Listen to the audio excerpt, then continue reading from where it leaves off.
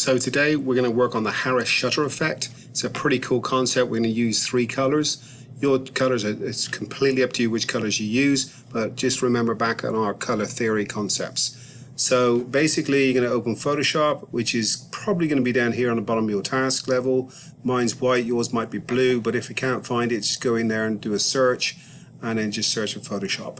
So what I'm going to do is I'm going to go in and go to File and then New. And I know my image is at 150 right now, so I'm going to change this to 150, but 72 is plenty. So what I want to try and do next is click on this one to give me a blank paper to work from. And I've already cut my background out. If I can show you how to do that in another video that I'll post. But basically what you've got is 3 images that you're going to use.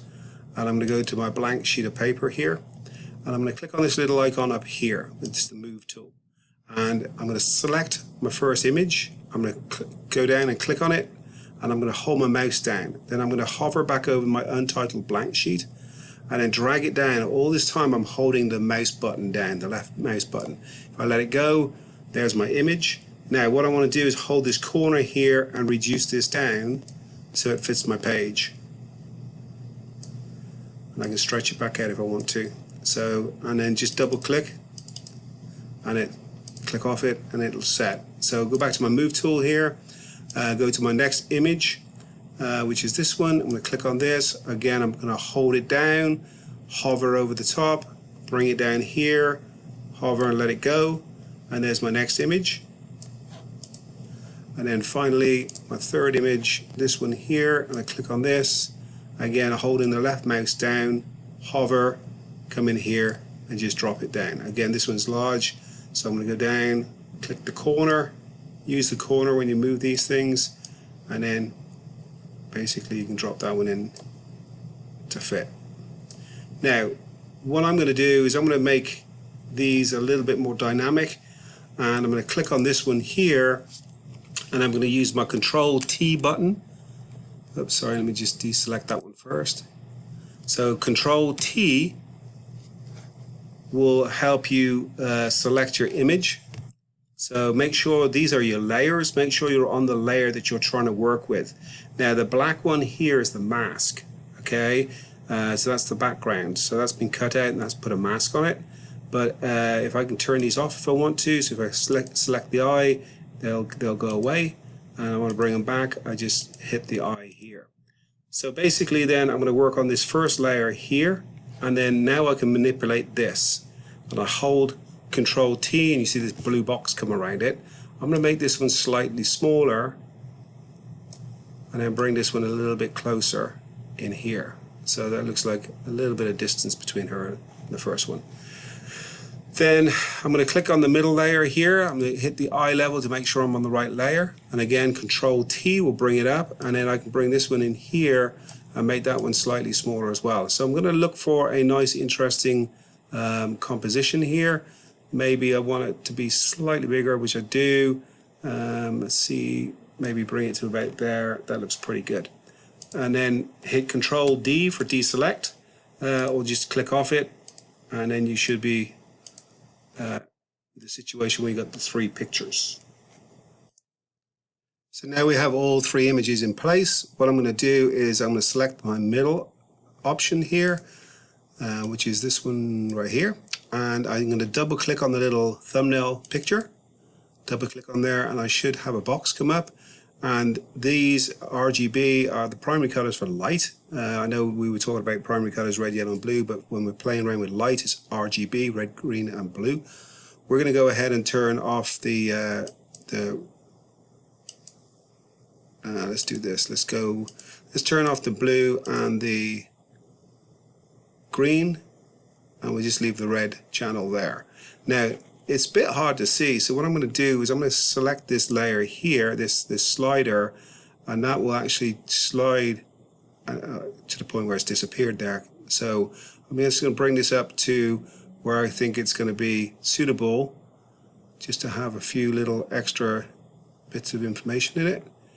And you can play around with that. Let's just use the top one for now. So click OK.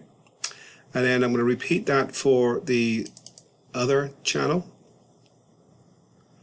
And this time I'm going to turn off red and green, and that will give me yellow. See, that was hiding this, so I've clicked on this bar here just to move this down so I can see it.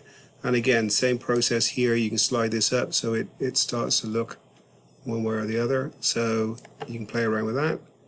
And then click OK. I have to move this over so I can see it. And then the final one, which is the bottom one here, double click. And for this one, I'm going to click out the red and blue and just leave that green one checked. And then again, you can slide this up and down to make it look a little bit more dramatic, and click that OK. Now I think I might want to go back to the yellow channel here. I'm going to double click on that, pull up the sliders again, and I'm going to see if I can play around with black a little bit, but I think that might make it disappear. Yeah, it will. Okay, so that's hard to see because it's yellow, but it's understandable. That'll be okay. And then basically what I'm going to do now is click on this option over here. This is your crop tool, and I can pull this in here and it'll crop it to the area where you can actually see more of your image. And I'm just looking at trying to keep her in the center there, and double click on that. If you want to, you'll notice here I've got an extra layer. If you click on this little plus button, it'll give you another layer. But I'm going to delete, well actually I'm going to drag this one down to show you. I'll drag it down to the bottom. Because these are layers, anything that's above is what you'll see. So if I take this white background layer, you double click and unlock that. I double clicked on it to make the lock go away. If I take this and I drag it over this layer, you'll not see the other image. So this has to be underneath. So think of these as transparencies, transparent paper. So this is a white background. If I double click on this one, or if I click on this one and go to my paint bucket, and my paint bucket then will paint depending what colors are in here. So this little arrow will change it from white to black. It's currently on black. So if I come in here with my, as long as I'm on this layer, I'm going to come in here and hit black. It's painted it black, but we won't see it because this white layer is on top. So if I turn this white layer off, now it's black. So that's actually kind of an interesting concept. So I can see now that I'm probably messed up on this one here. So I'm going to go on to this layer here, double click again, go back to the sliders. And I might just go back in here now and play around with bringing that back in.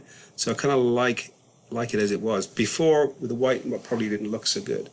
Now again, if I wanted to change this color, I just simply come back to this thumbnail, double click on it, okay, and then, oops, sorry, click on this over here, okay, where it's black, and I can select any color I like. So any color you like, I guess, you know, we could go to school colors, try and find a teal color. Yeah, it's going about there maybe, and I could put a teal. As long as I'm on layer 4 here, I can put a teal background in as well. Now that obviously doesn't work so well. Why? Because there's no contrast. So I'm going to go back to the black.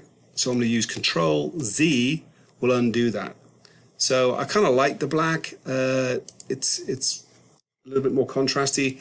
So basically that's it. That's the Harris effect. So what you'll do is you go to File, and you can go to Export, and quick export as PNG.